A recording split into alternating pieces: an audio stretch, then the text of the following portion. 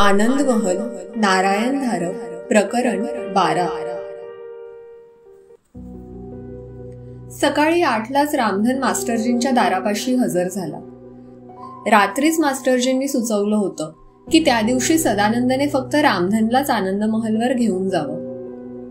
तोपर्यंत वंदना आणि मास्टरजी इकडे लहान सहान खरेदी इतर तयारी करून ठेवतील आणि प्रत्यक्ष आनंद महलवर जाताना स्वतः मास्टरजीच अमरला घेऊन वंदना बरोबर येतील।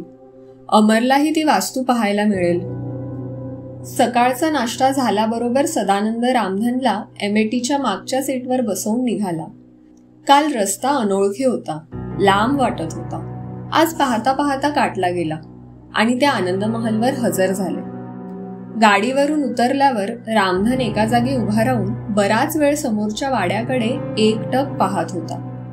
त्याच्या मनात काय विचार चालले असतील ते असोत, पण त्याच्या चेहऱ्यावर त्याची पुसटशी सुद्धा बाह्य खून दिसत नव्हती। तू इथे यापूर्वी कधी आला होतास? सदानंदने अचानक विचारलं। रामधनने त्याच्या प्रश्नाचं उत्तर लगोलग दिलं नाही। मग वळून त्याने मागच्या चढाकडे पोट केलं। बाबूजी, तो म्हणाला, माझ्या धाकट्या भावाचा मृतदेह त्या उंचवट्यावर पडलेला होता। तिथेच पंचनामा झाला। तिथेच ओळख पटवण्यासाठी पोलिसांनी मला आणलं होतं। तिथूनच मी परत गेलो।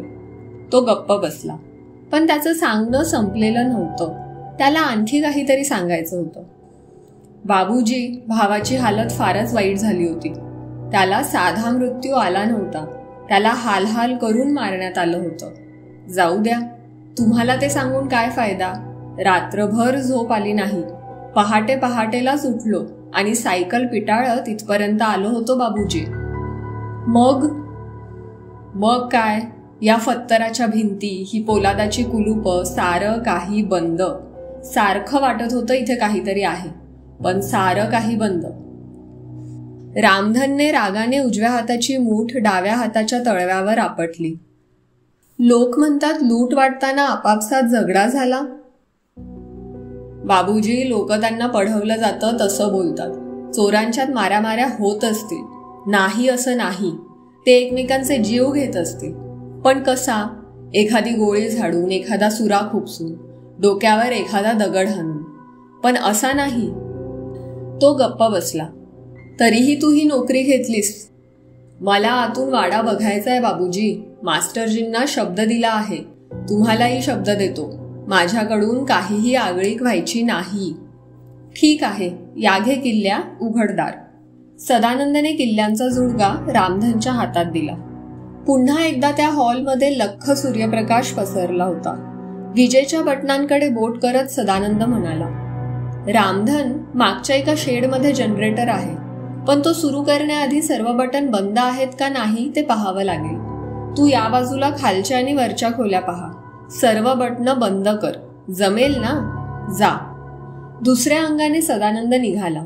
स्वयंपाकघरात फ्रीज होता, विजेची शेगडी होती। खालच्या मजल्यावरच्या सर्व खोल्यातून पंखे होते, रूम कूलर होतं। हॉलच्या भिंतीला बटनाचं एक मोठं पॅनेल होतं आणि सर्वात खाली मेन स्विच होतं। ते सदानंदने बंद केलं। मग खालचा बेदचा दरवाजा उघडून तो मागे गेला। जनरेटरच्या खोलीचं कुलूप उघडून तो आत गेला। मॅन्युअल प्रमाणे त्याने इंधन, कूलर, ऑइल, ब्रश इत्यादी तपासलं। जनरेटर कोल्ड स्टार्टचा होता, पण ॲक्सेलच्या बाहेर आलेल्या भागावर दोरी गुंडाळण्याची सोय होती। इमर्जन्सीच्या वेळी दोरी गुंडाळून मग ती जोरात खेचून जनरेटर सुरू करण्याची सोय होती, पण त्याला 2-4 तगडे गडी लागत असले पाहिजेत। मनोमन देवाची प्रार्थना करत सदानंदने स्टार्टचं बटन दाबलं। काहीही झालं नाही आणि होईल अशी त्याची अपेक्षाही नव्हती, कारण त्या विजेऱ्या केव्हाच पूर्ण डिस्चार्ज होऊन गेल्या असल्या पाहिजेत। बरं झालं रामधन सारखा तगडागडी बरोबर आणला, त्याला वाटलं। तो परत हॉलमध्ये आला।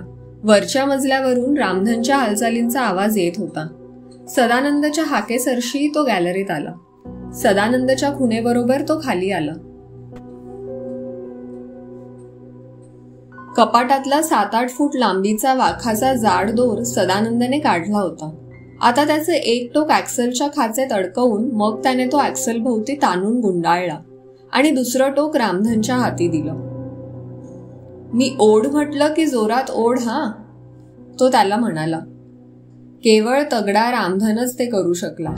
ॲक्सल आधी सावकाश, मग जरा जोराने आणि शेवटचा झटका मारून दोरी सुटली तेव्हा खूपच वेगाने फिरत होता.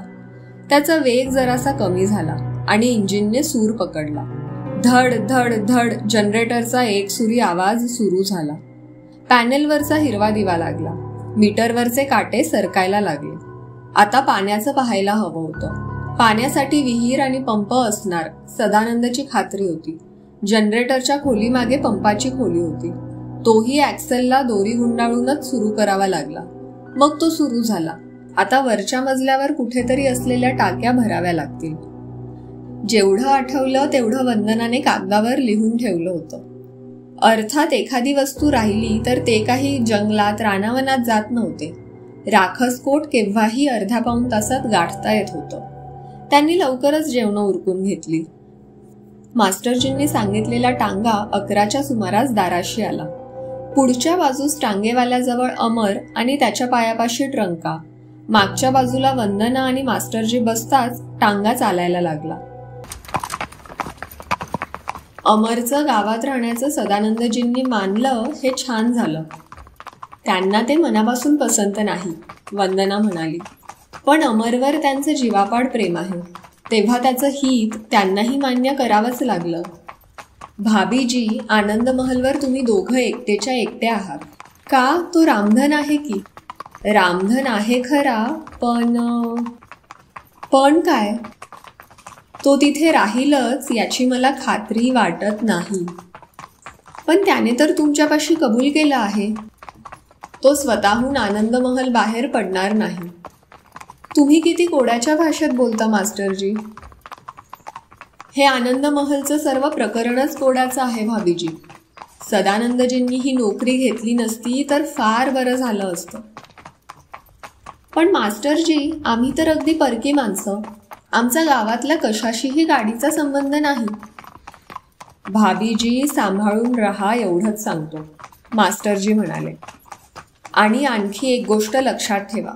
तुम्हाला भीती घालायची माझी इच्छा नाही, पण हा रस्ता सरळ राखसकोटकडे येतो. 10-12 मैलांचंच अंतर आहे. अगदी निकडीची वेळ आली तर तुमच्यासुद्धा आवाक्या पलीकडचं नाही. प्रवास सोपा नाही, पण अशक्य कोटीतला नाही हे आपलं ध्यानात असू द्या. वंदना मनातून नवल करत होती.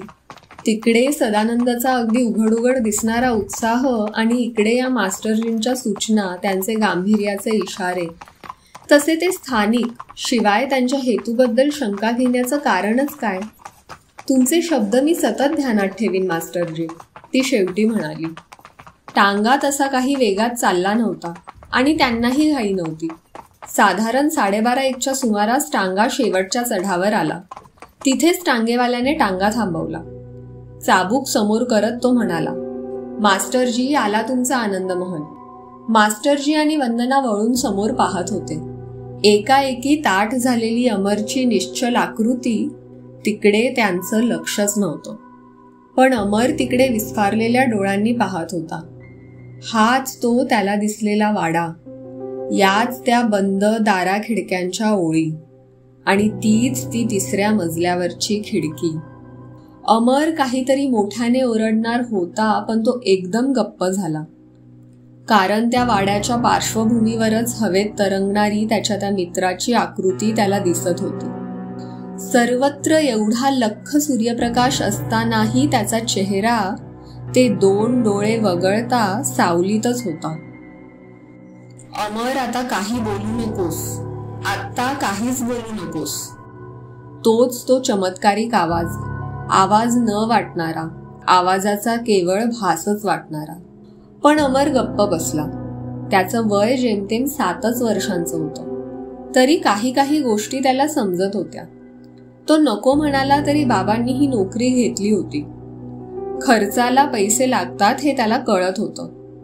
आता मास्टरजींच्या घरीच राहायचं असल्याने या वाड्यात त्याला फार वेळ राहावं लागणार नाही, निदान रात्री तरी खासच नाही. आणि आता इतकी तयारी झाल्यावर केवळ त्याच्या शब्दासाठी बाबा हा मांडलेला सारा पसारा मोडतील का? अशक्यच होतं. त्याचा मित्र म्हणत होता तेच बरोबर होतं. आत्ता काहीही बोलायचं नाही. आणि आपल्याला काय दिसतं किंवा कानावर काय ऐकू येतं हे कोणापाशीही बोलायचं नाही. आत्ताच्या क्षणी वंदना आणि मास्टरजी यांचं लक्ष समोरच्या वाड्याच्या देखाव्यावर होतं आणि त्यामुळे अमरच्या चेहऱ्यावरचे आधीचे विस्मयाचे, नंतर विलक्षण भीतीचे आणि त्यानंतरचे जरासे संयमाचे बदलते भाव त्यांना दिसलेच नाहीत. वंदना आणि तिच्या मागे अमर टांग्यातून खाली उतरले होते. मास्टरजीही पुढच्या बाजूने उतरून खाली आले होते. खाली जाणाऱ्या उताराच्या कडेवर तिघे उभे होते. तुम्हाला आता इथं राहायचं आहे भाभीजी, तिकडे एक हात करत मास्टरजी म्हणाले. तुम्ही, सदानंदजी आणि रामधन, म्हणजे तो तिथे टिकला तर. शेवटी वंदना मास्टरजींकडे वळली. आता या कोड्याच्या भाषेचा तिला उबग आला होता. आवाजात जरासा निर्धार आणत ती म्हणाली, मास्टरजी, मी काही लहान नाही, अल्लड नाही, अविचारी नाही. काल संध्याकाळपासून तुम्ही नुसते ओझरदे उल्लेख करत आहात, स्पष्ट काहीच बोलत नाही. आता तासाभरात मला आणि सदानंदला आनंद महलवर सोडून तुम्ही परत गावात जाणार आहात. तुम्हाला असं नाही वाटत आता स्पष्ट बोलण्याची वेळ आली आहे? कशा अर्थाने? मास्तर तिच्याकडे शांतपणे पाहत म्हणाले. कशाची अपेक्षा करायची आहे आम्हाला? निदान मला काहीतरी कल्पना द्याल की नाही? तुम्हाला तर खासच माहीत असणार. मी काहीही बोलणार नाही. थांबा थांबा भाभीजी, रागावू नका. त्याला खास कारणं आहेत. काय सांगतो ते नीट ऐका, ध्यानात ठेवा. आनंद महल बद्दलच्या अनेक अफवा माझ्या कानावर आल्या आहेत, पण त्यांच्यात एक वाक्यता नाही. अगदी परस्पर विसंगत आहेत. तर्कच करायचा झाला तर एवढाच की आनंद महलमध्ये कोणालाही काही भास होत असतील तर व्यक्तिगणिक ते वेगवेगळे असतात. हे एक. शिवाय दुसरं आणखी एक कारण आहे. त्यातल्या 1-2 हकीकती मी तुम्हाला सांगू शकलो असतो, पण सांगत नाही, कारण त्यामुळे मनाचा विनाकारणच काहीतरी पूर्वग्रह होईल. मन कशाची तरी अपेक्षा करीत राहील. आणि काय? ते थांबताच वंदनाने विचारलं. आणि ज्या गोष्टींकडे खरोखर लक्ष जायला हवं तिकडे दुर्लक्ष होईल. मास्टरजींचे सर्वस्वी अनपेक्षित शब्द, इशाऱ्यांचा रंग आणखी गडद करणारं, पण निर्विवाद तर्कशुद्ध. एक हात हलवत वंदना म्हणाली, मास्टरजी, तुम्हाला शब्दात तरी कोणी हरवू शकणार नाही. चला. टांग्याकडे जाण्यासाठी ते दोघं वळले. अमरही वळला. तो एक शब्दही बोलला नव्हता. वरच्या कोणत्या तरी खिडकीतून सदानंदने टांगा पाहिला असावा. टांगा मोठ्या दारापाशी पोचतो न पोचतो तोच सदानंद दारातून बाहेर आला. त्याच्या चेहऱ्याकडे नजर टाकताच वंदनाच्या काळजाला हिसका बसला. सदानंदच्या डोळ्यात एक विलक्षण चकाकी होती. दोन्ही गालावर अस्पष्टशी लाली होती. तिच्या मनात एक अशी विलक्षण कल्पना आली की सदानंद आत्ताच्या क्षणी एकटा असता तर स्वतःशी अगदी खदखदून हसला असता. ते आतून एका उर्मीने येणारं हास्य त्याने कसं तरी आवरून धरलं आहे. या अगदी वेळेवर आलात. त्याच्या आवाजातला आवेश, त्याच्या हालचाली सर्वच जरासं अनैसर्गिक, अतिशयोक्तीचं होतं. मास्तर, वंदना, अमर टांग्यातून उतरेपर्यंत रामधनही बाहेर आला होता. त्याने टांग्यातलं सामान उतरवून घेतलं. टांगेवाल्याला मास्टरजींनी टांगा वेशीबाहेर उभा करायला सांगितलं. या. दारापासूनच सदानंद म्हणाला आणि सर्वजण दिवाणखान्यात आले. वंदनाला काहीही माहीत नव्हतं. कशाचीही काडी इतकी कल्पना नव्हती. तरीही मोठ्या दारातून प्रवेश करताना तिचं पाऊल अडखळलं. मनात एक अत्यंत अविश्वसनीय, संपूर्ण असंदर्भ विचार येऊन गेला. आत पाय टाकूच नये. याच पावली असंच्या असं माघारी फिरावं. या वास्तूत कधीही प्रवेश करू नये. पण तो विचार पुरा व्हायच्या आधीच गडपही झाला. ती आत आली आणि पावलाभरावरच हपकून उभी राहिली. डोळे विस्फारून ती समोर पाहत होती. हा तर एखाद्या सिनेमासारखा अलिशान सेट वाटत होता. चारी बाजूंनी उंचच्या उंच गेलेल्या लखलखत्या रंगांच्या भिंती, खाली गुळगुळीत फरशी, वरच्या नक्षीकामाच्या तक्तपोशीपासून खाली आलेली आणि शेकडो दिव्यांच्या ज्योतींनी उजळून टाकलेली मोठी मोठी सुंदर झुंबरं आणि समोरचा तो अवाढव्य जिना. दिवाणखान्यात गटागटाने मांडून ठेवलेल्या उत्तम नक्षीकामाच्या खुर्च्या. मास्टरजी आत येऊन एका अंगास शांतपणे उभे होते.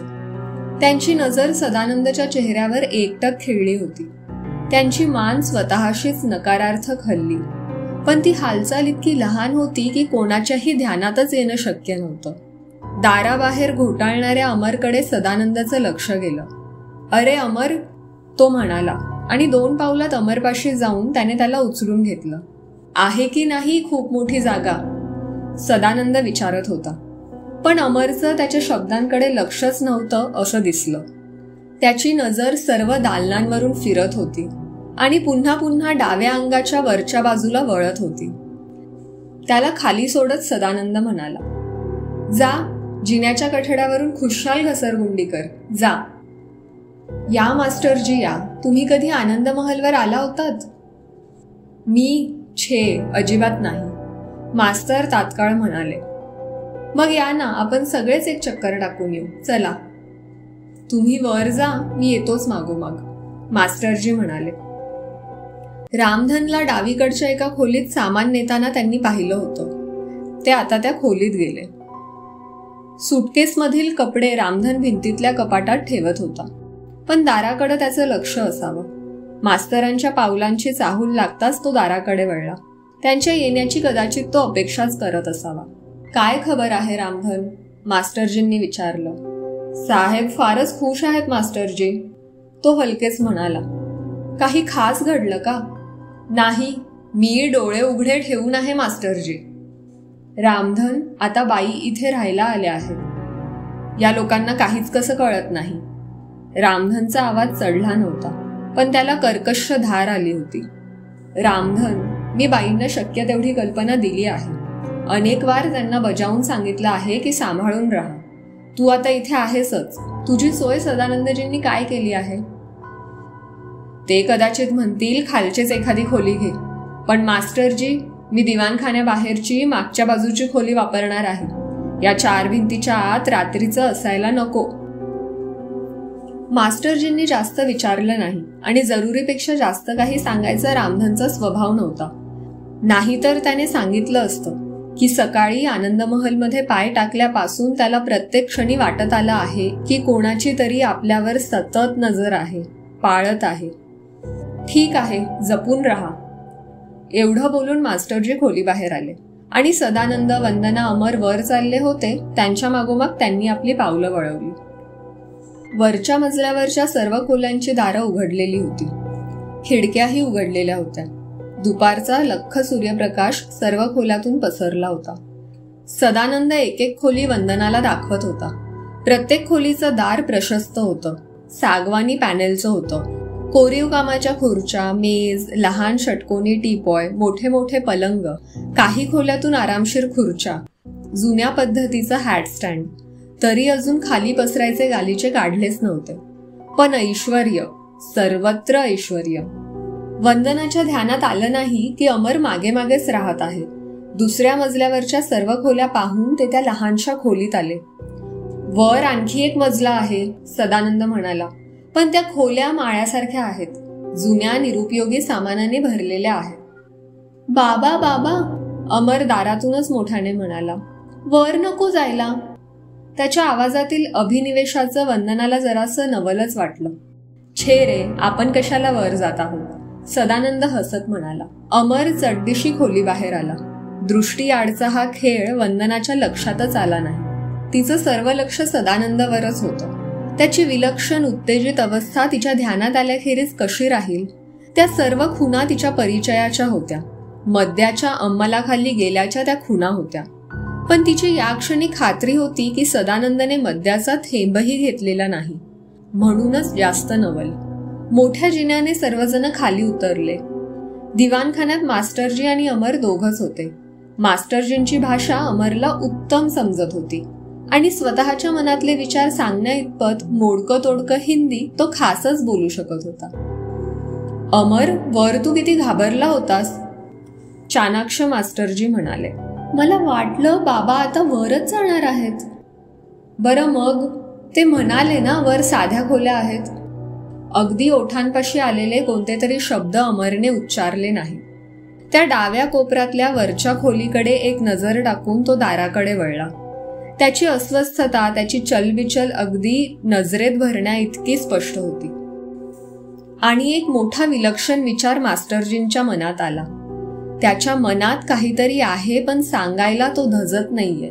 आणि तो आनंद महलच्या वास्तूत ती गोष्ट स्वतःशीच ठेवतोय, हे फार छान घडतंय. वंदना आणि सदानंद हिरव्या दारातून दिवाणखान्यात आले. मनगटाच्या घड्याळाकडे पाहण्याचा आविर्भाव करून मास्टरजी म्हणाले, सदानंदजी, आता मी आणि अमर गावाकडे जाऊ का? सदानंदच्या चेहऱ्यावरचं हास्य क्षणभर पुसल्यासारखं झालं. चाललास लगेच अमर? इथेच का थांबत नाहीस? तुला कंटाळा आला तर मी गाडीवरून तुला पटकन गावात पोचवेन. नको नको बाबा, मी मास्टरजींबरोबर जातो. त्याला बाहेर पडण्याची अगदी घाई झालेली दिसली. सदानंद काहीच बोलला नाही. मास्टरजी आणि अमर मोठ्या दाराबाहेर आले. त्या दोघांना टांग्यापर्यंत पोचवायला वंदनाही आली. अमर, मास्टरजींना आजींना अजिबात त्रास द्यायचा नाही बरं का?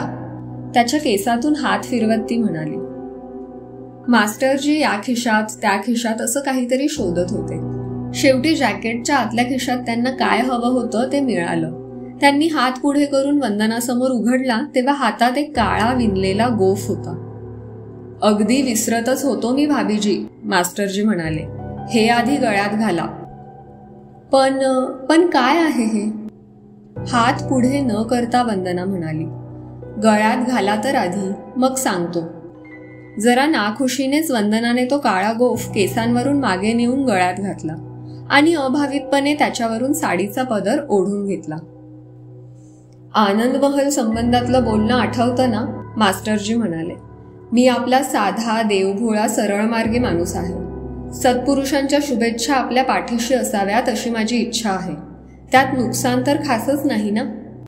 वंदनाच्या लक्षात आलं, मास्टरजींनी तिच्या प्रश्नाचं सरळ उत्तर दिलंच नव्हतं. अमर एव्हाना टांग्याच्या पुढच्या बाजूला बसलाही होता. बरंय भाभीजी, मी निघतो, मास्टरजी म्हणाले. मग तेही मागे चढून बसले.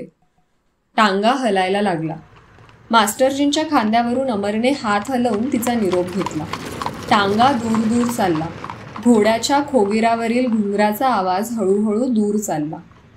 वंदनाला विलक्षण एकाकीपणाची जाणीव झाली. टांगा दिसेनासा झाला तरी कितीतरी वेळ ती त्याच दिशेला पाहत उभी होती.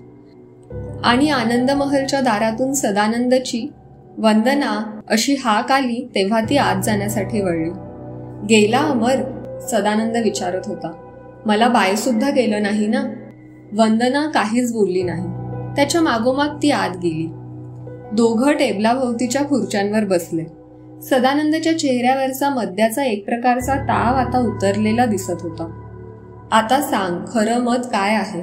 त्याचा प्रश्न प्रामाणिक होता. हा तर राजवाडाच आहे की, वंदना हसत म्हणाली. पण एक मात्र मनात येतं, आपण अगदी दोघंच्या दोघं, आसपास कोणी म्हणजे कोणी नाही. जरा एकटं एकटं वाटणार नाही का? फिरोजला मी जरा आडबाजूचं गाव चालेल असं म्हटलं होतं, सदानंद म्हणाला. पण त्याने तर अगदी आड रानातलीच जागा निवडून काढली. पाहूया, अजून 24 तास सुद्धा उलटलेले नाहीत.